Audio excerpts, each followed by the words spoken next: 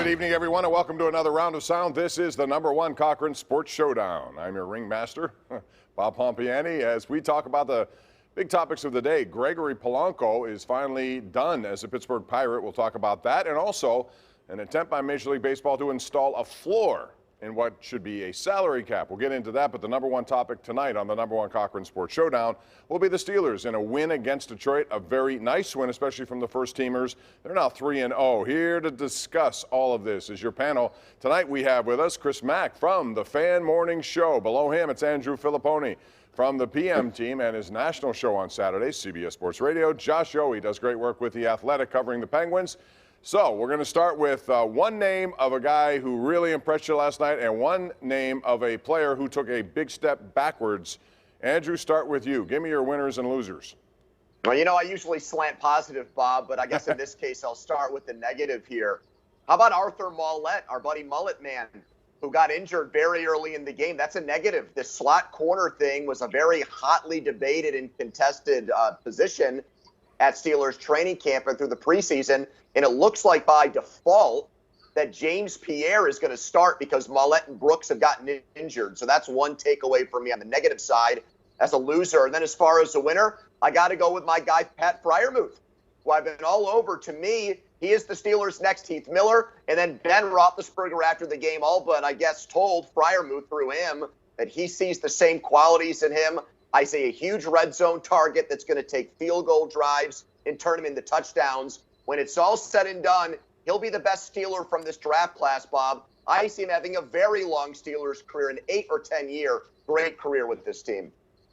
Yeah, it's hard to argue, Pony, that Freiermuth had a great day. And the best player from this class, I think, will play itself out over the coming years. But I think regardless, you're right. He's a big winner from last night. I think a big loser, he didn't play it all last night, and we really haven't seen anything from him in the preseason, but we see plenty from every other back who hits the field, is the continuing saga of where's Benny Snell? And if he's not going to be able to play it all in the preseason, what's that mean for his future as a Pittsburgh Steeler? So he's my big loser. I agree. Freiermuth, the big winner. I would even include maybe Kendrick Green, who I thought had a much better showing last night than he did in previous preseason games.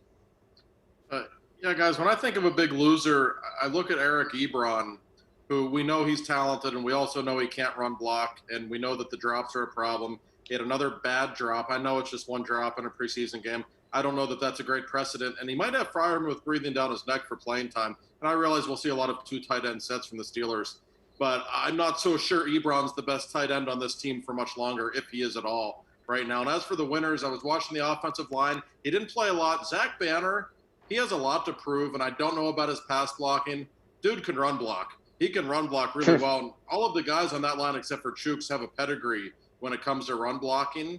And with what we think will be a really special running back and perhaps running the ball more this season, it's important that Banner be better, be healthy, and I liked what I saw from the run blocking department with him last night. I think the Steelers are pretty much blessed when it comes to quarterback talent in their quarterback room. A lot of teams would like to go that deep with guys like Rudolph and Haskins, but at this point, it looks like it's set, which means Josh Dobbs is probably out of a job.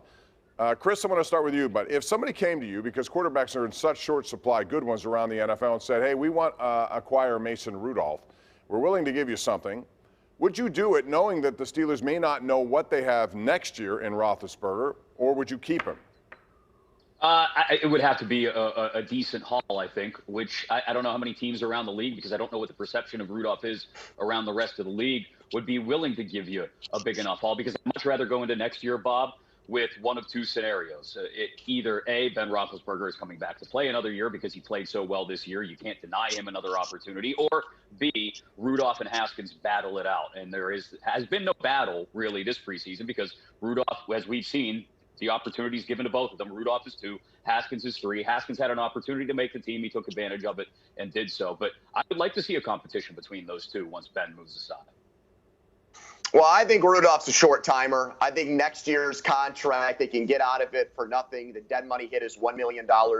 I look at him a lot like Landry Jones 2.0, who they cut for nothing. Everybody had him as the number 2. People writing columns telling guys like me to shut up about guys like Josh Dobbs, give up on him. Jones is the man. He's one of the 10 best backups in the league. And before you know it, a week later, he was pouring concrete down in Texas. So I don't think that would happen to Mason Rudolph where he would get, nobody would want him, Bob.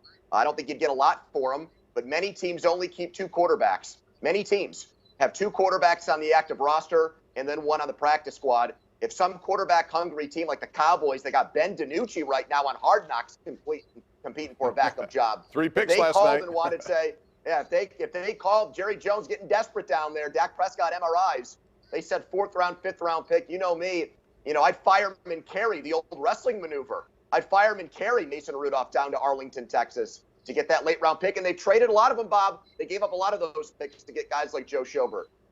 No, I agree with Pony. I like Mason. I think he's a perfectly decent backup. I do. But in Dwayne Haskins, you have another perfectly decent backup who obviously has a lot more upside. And looking into the future when Ben is gone, do you really think Mason Rudolph's ever going to lead this team to the promised land? No. I don't think they do. So he's not untouchable. If somebody for the Steelers, 3rd, 4th round pick, something like that, they'd have to consider it.